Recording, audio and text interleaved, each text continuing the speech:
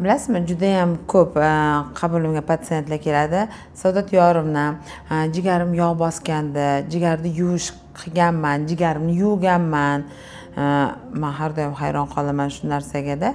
Jigarni yuvib, yog'ni ketkazish bu umuman hatto oddiy anaqaga ham to'g'ri kelmaydi va har doim savol beraman. Ko'pincha aytishadi, men jigarimni yog' bosgan ekan, men 10 kun больницада yotib, yuvib chiqqanman. Yog' bosish ketgan deydi. 10 kunda-ya deganman. Ha, men davolaganman deydi. Yo, siz ongingizni davolagan bo'lsangiz kerak deb qo'yaman. Chunki bilasizmi, jigardagi yog' bosishni 10 kunlik kapelnitsa bilan yuvib bo'lmaydi. Har doim shunaqa savol berganda, necha yoshsiz deyman. Masalan, 55 yoshman, 60 yoshman deydi. Hali ham ertaklarga ishonasizmi deyman. Demak, qaranglar. Jigar yog' bosganda yoki jigar zararlanganda deydi-da endi. Oldin birinchi o'rinda uni darajasini, ya'ni A nuqtani bilib olish kerak. Jigar qaysi holatlarda unga davo kerak? Chunki jigar o'zini o'zi tiklaydigan, jigarni o'zi organizmni yuvadigan organ. Masalan, sizda 2-3 kun ichingiz kelmadi, ich qotish bo'ldi. Masalan, ichaklarda axlat qolib ketdi. Axlat qolgandan keyin kali va kamin bo'ladi. Axlatdan zahar qonga o'tadi. Qon bilan butun boradida boshdan aylanib o'tayotganda yomon tush ko'rishlar, arvohlar, ilonlar, chayonlarni tush ko'rish, umuman yaxshi tush ko'rmaydi. Xavotirli tushma, vohmali tushlar ko'rib, keyin o'tdi, keldi qon tomirdan zahar, axlatdagi zahar kelib jigarga kiradi. Jigar uni kir yuvganda yuvadi, tozalab chiqaradi. Qonni jigarda o'zi yuvib turgan bo'lsa, biz qanday yana jigarni yuvamiz? Yoki ba'zilar hozir YouTube'larda, internetlarda, Instagramlarda jigarni yuvadi deb bitta bunday butilkali dorini beryapti, jigaring yuvadi. Qanaqa yuvar ekan? Har doim menga masalan patsient kelsa, men aytaman, keling, jigar qaysi holatlarda men uchun yoqmaydi? Qachonki qonda jigar fermentlari baland bo'lsa, negadir jigaring baqirdi deyman. Yoki fibroskanda 3 yoki 2 darajali yog' bosish bo'lsa, chunki u jigarni zararlashiga olib keladi. Jigar normada 508 deyman, umuman zararlanmagan bo'lishi kerak. Har doim fibroskanga jo'natganimda, yana bitta joyda qiynaydi. Fibroskan degan apparatni 2 xili bor-da. Ya'ni bittasi uzidan bitta datchik kelib aytadi, yog'ini ham aytmaydi, orcha hech narsa aytmaydi, vrachni qiynaydi. U apparat pul topish uchun zo'r apparat, yaxshi, biznes uchun juda ham yaxshi. Lekin patsientni holatini baholash uchun hech narsa bera olmaydi. Ana o'sha uchun men har doim aytaman, fibroskan qilayotganda bilib qilinglar. Vrachga yordam beradigan fibroskan bor. Vrachga hech qanaqa yordam bermay, cho'ntagidan ortiqcha puli ketadigan fibroskan bor deyman. O'sha uchun vrachga yordam beradigan fibroskanga tushib kelinsa, u yerda 2 narsa aytadi. Yog'ni darajasini va jigar necha foiz zararlangan, nimadan zararlandi, virusdanmi, yog'danmi aytadigan daraja bor. Ana o'shanisigacha aytadi. O'sha uchun bitta fibroskanga yuborib olaman. Agar jigar fermentlari yomon bo'lsa, uzida ko'rganimda jigarda holati menga yoqmasa, keling, bitta o'tqob motoringizni ko'raylik, qanaqa o't oqadi. Ana shuni ko'raylik deb aytaman. Yoki patsient keladi, ovqat yeganda qorin dam bo'lishi, hazmim yaxshi emas, nimadir tiqilib turganday bo'ladi, o'ng qovurg'a ostimda og'riqlar bo'ladi deydi. Kelingchi, hazm organida ishlaydigan har bitta a'zo yaxshi ishlab turibdimi deb tekshiriladi. Va A nuqta belgilandi. Yana aytayapman, A nuqta belgilandi, B ga qarab yuriladi. Ya'ni A nuqta deganda hozirgi holatda qaysi organda sirif ketdi, ish tashlash bo'ldi deyiladi va o'sha hisobidan o'zgarish bo'lyapti deyiladi. Va jigar 5 ta fermenti, gamma-glutamin transferaza, shlachnaya fosfataza, ya'ni ichovdan problema ketib turibdi aytadigan qon analizlari haqida gapiryapman. Organizmda shamollash yo'qmi, hammasi ko'riladi-da va o'tqob motorika uzida ko'riladi va bularning hammasi yig'iladi, fibroskanlar yig'iladi-da.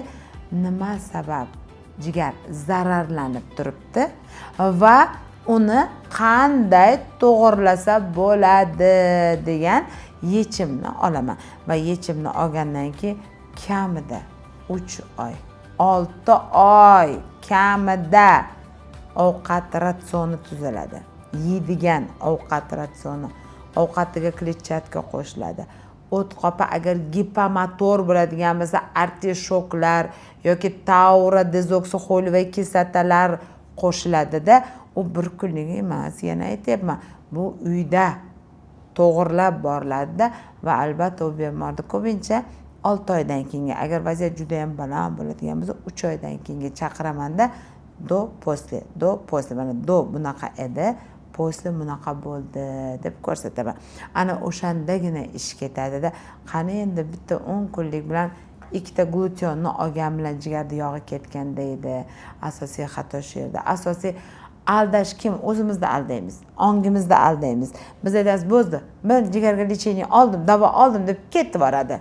Holbuki hali davo qilmagan. Yaqinda ham o'zimni ukam tashlavordi analizlari, atvetlari, UZI, faqat UZI qog'oz bor, jigarda yog' bosish va bir varaq 10 ta dori yozilgan. 10 ta dori. Menimcha u vrach meni ukam uni oldiga borib qo'ygan. Chunki ukam ham bir kam 50 yoshli yigit, 50 ga yaqinlashib qolyapti. Qorni yaxshigina qorni bor va albatta bu narsa va ukam aytayapti, "Men 10 kunlik davo olsam yog'im ketadimi?" deb menga rasmini olib Telegram tashlayapti. "Uka," dedim, "agar sen ovqat ratsionini to'g'irlasang, kechqurun 10 da uxlasang, ertalab 4 da turib yursang, kechki ovqatingni dushmanga bersang, tushligingni o'rtog'ing bilan yesang va ovqat orasida kletchatkani qo'shsang, o'shandagina yog'ingda nimadir o'zgarish bo'lar." Lekin har qanday narsa, masalan, aniqlikni yaxshi ko'radi va albatta fibroskan qilib aniqlarni belgilab, sonlarni ko'rib davoni boshlash kerak. 6 oydan yana qayta fibroskan qilish kerak. Qani oradagi o'zgarish. Chunki UZIda yog' bosdi deydi, 10 kun davo oling deydi. Kimdir yaxshigina maza qiladigan joyi bo'ladi, endi aytib o'tirmaylik. Lekin va patsiyentni ham miyasi tinchlanadi. Faqat miya tinchlanadi. Men davo oldim-ku degan. Lekin asosiy muammo yechilmaydi. O'sha uchun agar siz jigaringizni yuvmoqchi bo'lsangiz, o'zi nimadan yuvish kerak? Uni sababini bilish kerak.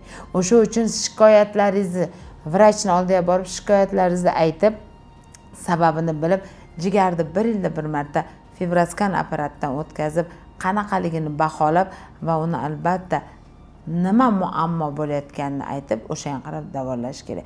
O'z-o'zidan kerak emas. Eng oddiy yo'li o't qop motorika. UZIga 2 marta kirib chiqadi, o't qopini och qoringa kiradi, chiqadi, ovqat yeydi, 30 minut, 45 minut ichida yana kiradi. O't qancha oqdi? Agar o't yaxshi oqmayotgan bo'lsa, albatta biz olamizda unga artishoklar yoki taura dezoksixolivay kislotalar berib 6 oydan keyin yana kuzatamiz.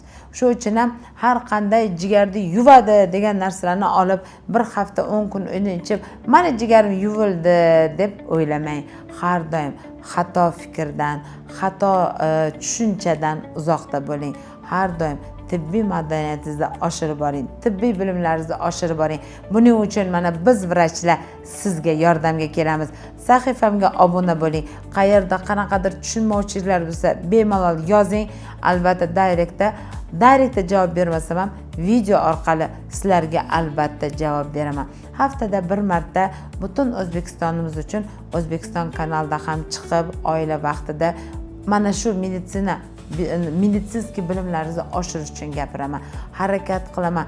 Qayerda bo'lsa ham, yo'limda bo'lsa ham o'zbek xalqiga, o'zimizni xalqimizga, o'zbekistonliklarga, o'zbek emas, lekin o'zbekistonliklarimiz bor. O'zbekiston fuqarolariga, o'zbek tilini tushunadiganlarga o'zbek tilida sizlar uchun tibbiy madaniyatlaringizni oshirib borishga harakat qilaman. Sahifamga obuna bo'ling va meni kuzatishda davom eting. Albatta tibbiy ma'lumotlaringizni oshirib borishga va'da beraman. Agar sizda shu bo'yicha qanaqadir savollar bo'ladigan bo'lsa, shu video ostida yozib qoldiring. Albatta savollaringizni e'tiborsiz qoldirmayman. Agar sizda imkoniyatingiz bo'lsa, savollaringiz ko'p bo'ladigan bo'lsa, klinikamizga murojaat qiling.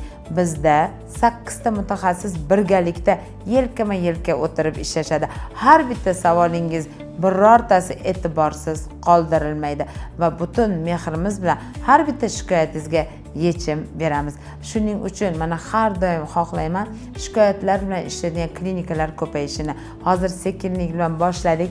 Ikkinchi filialimizni ochganmiz.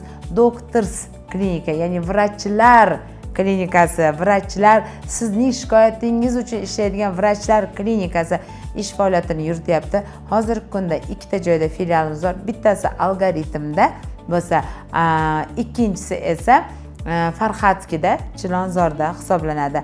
Agar sizga qiziq bo'ladigan bo'lsa, kelmoqchi bo'ladigan bo'lsa, shikoyatlaringizni aytmoqchi bo'ladigan bo'lsa, klinikamizga keling, bajondir sizga yordam beramiz. Manzilimiz har doim pastda turadi. Demak, ikkita filialimiz bor. Yaqinda 3-sini ham ochishga tayyorlanyapmiz. Hammasi sizlar uchun, hammasi sizlar uchun.